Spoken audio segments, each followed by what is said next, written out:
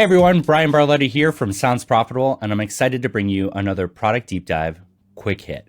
So we're here with Amelia Coomber, head of marketing from Podscribe, and we're going to dig into their social graph feature. If you missed the first quick hit that we did, we dug into their new brand focus tool to identify your reach and the ideal publishers that you should be working with.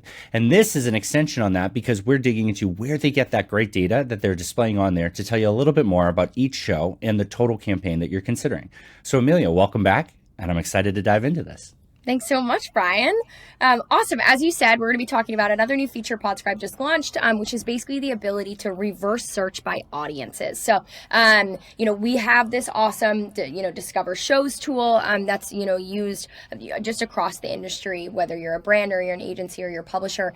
But one of the things that has been definitely heavily requested is the ability to see the audiences on each of these shows, which we can already do, but actually use those as filters to determine what other shows might have those audiences. So if you're a brand and you know that, New York, women between the ages of 35 to 45, and maybe they're accountants or something are your target audience, we want to be able to show you what shows might have that audience. So what we're going to do is come to the Discover Shows tab. Here, again, everybody, or most people have probably seen this view. You get all of your high-level stats on these shows that we're tracking.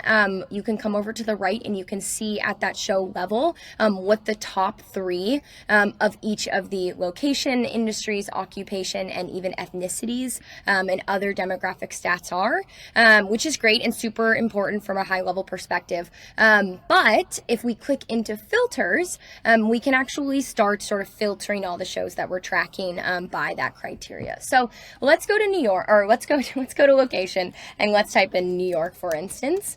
So we want shows that are, their audience is primarily in New York. Now, for the publishers, there's difference, right? Because you're tracking some shows through verification tools. You're just downloading the episode to transcribe it for your partners. But there are some shows that use prefix pixels and dynamic ad insertion pixels with you. Is this data set here a combination of all the different data that you have available, or is it just really from one source? Just from one source. So great point, Bryan. So we have two databases. One is for clients that we work with. We're actively tracking their campaigns. For publishers, when we need to have our prefix on in order to, discern what actual, performance looks like for a certain brand. None of those are ever going to roll into our discovery features.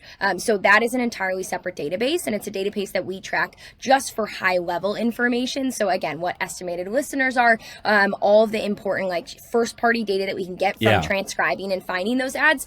So to your point, no, any of the prefix data, any of the download numbers, any of that, any of the advertiser specific stuff is never going to be available. It's really just the high level stuff that we feel, it provides some semblance of transparency into these shows and into these That's fantastic. The separation is really smart there. I'm glad you guys did that. Thank you. So here, as again, you can enter by as many or as few, filters as you want. Obviously, the more narrow you get, the less shows you're going to see populate.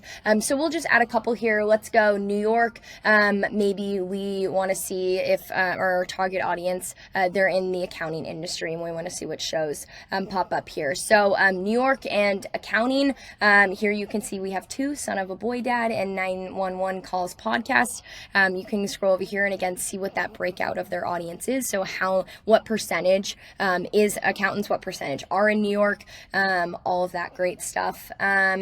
Let's try some ethnicity stuff. Let's say Hispanic, for instance. We wanted to see what percentage of, or what shows had a high Hispanic audience and what that percentage was. We can go and click on that. So listeners in New York that are also Hispanic, and we've got a decent list of shows here actually, which is really great. And again, all those high level stats. So this is a great way to just continue to sort of play around and really reverse search against those audiences.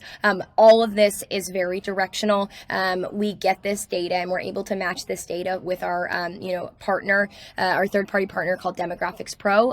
They're one of the best in the industry when it comes to matching demographic information with whatever you're providing it. So the way Podscribe has always done any semblance of demographics for individual shows is through their social following. So it's definitely a different way than, other industries might be able to do it. But, we have found that when we pull the social following of any given show, the most accurate, or at least the most directionally relevant sort of like subset of their audience that we actually can grab information on. So there are a few caveats here, Bryan. So one, if the show doesn't have over 1,000 followers, then, Demographics Pro, and as robust as they are going to say, hey, we're not confident we're going to be able to match this properly, so we're not going to share you any of the demographic information. So we only get back from Demographics Pro. Not all shows are going to show up here. Again, if they don't have that social following, or if we aren't sure that we can at least match them somewhat accurately.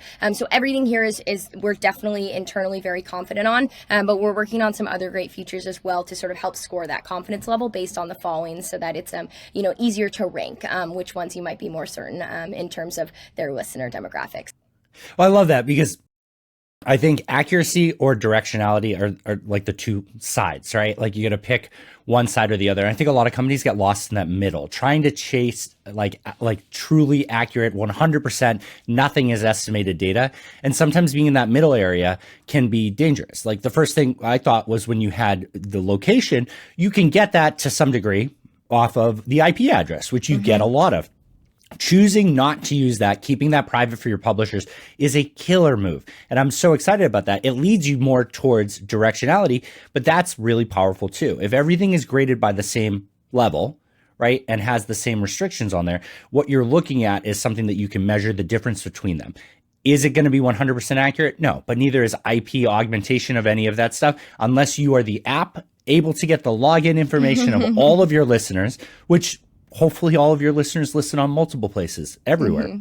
You're not going to be able to get the full picture. So diving into this direction of it, using a partner that you validated and setting a threshold to make sure that it is, clean enough data that you're comfortable representing it here is really powerful.